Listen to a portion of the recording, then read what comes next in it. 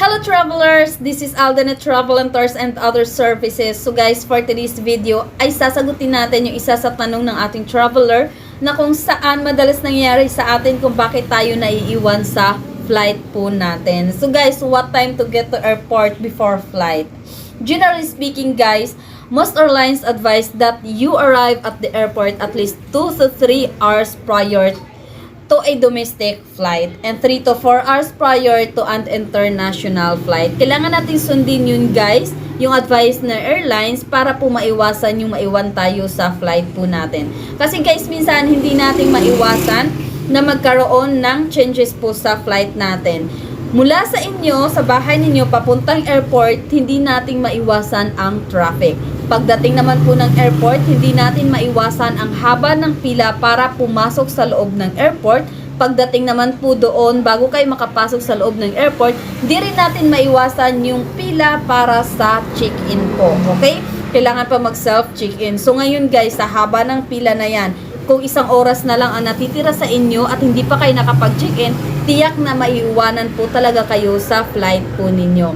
Lagi nyo pong tatandaan, mas magandang ikaw yung nag-aantay sa eroplano kaysa ang eroplano ang mag-aantay sa iyo.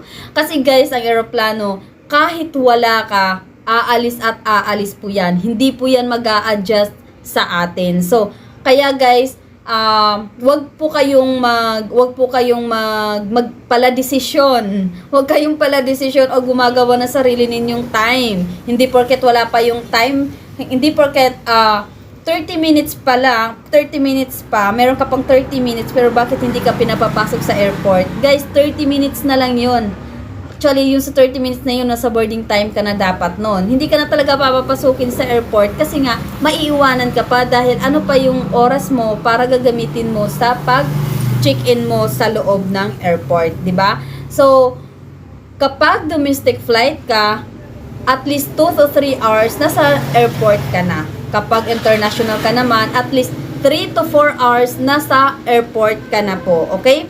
Pero kung sa tingin nyo guys ay rush po talaga yung inyong flight, and then sa tingin niyo, kung sa tingin nyo lang guys na maiiwanan ako nito or parang short ako ng time, mas maganda guys, ito yung tips ko sa inyo, mas maganda na bago kayo pumunta ng airport, make sure na nakapag-check-in na po kayo online. Para pagdating po ninyo sa airport, sample na medyo short na kayo ng time, hindi pa rin kayo maiiwanan kasi nga nakapag-check-in na po kayo online. Pagdating ninyo sa loob ng airport, di ninyo na kailangang pumila, kundi dediretso na po kayo sa departure area kasi nga nakapag-check-in na po kayo.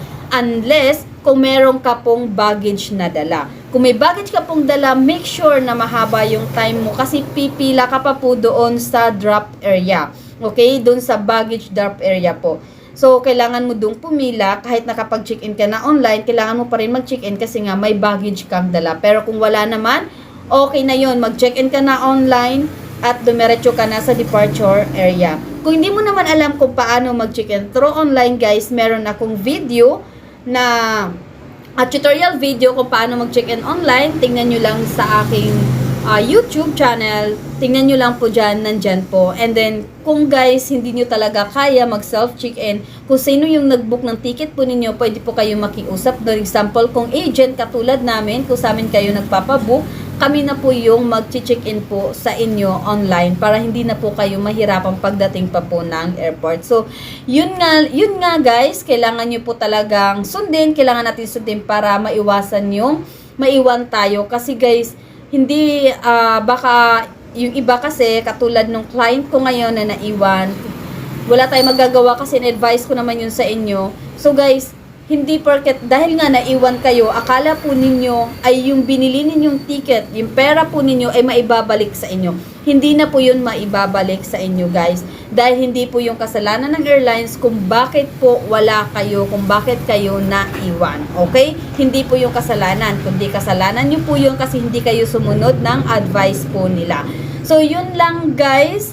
And sa lahat ng gustong magpabook sa amin, magpa-assist po sa amin, mapa-aeroplano man yan, mapa-barko man yan, and gustong magpa-assist sa amin ng passport, visa, and PSA, guys, mag-direct message lang po kayo sa page po namin na Alden Travel and Tours and Other Services. Legit po ito, guys. And kung talagang gusto po ninyo na makausap po kami while booking, guys, is open din po kami sa virtual booking po para makasiguro po kayo, and pwede rin po kayo mag-walk-in dito po sa office namin located at Manay Davao Oriental. Sa Mindanao po ito, and then tapat lang po siya ng munisipyo. So guys, tulad na sabi ko parati, lagi kong pinapaalala parati sa inyo, mag-iingat sa mga nakakausap ninyo na hindi po ninyo kilala. Mag-iingat sa mga nagpapanggap na agent daw sila. Kailangan po ninyong bago kayo makipag-transact, make sure na na-background check nyo na po yung kausap ninyo at legit po ito bago kayo magbitaw ng pera para maiwasan ang scam. Okay? So, yun lang guys. Again, sana nakatulong sa inyo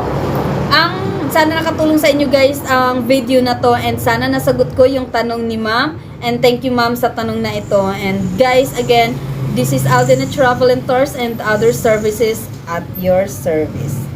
Bye!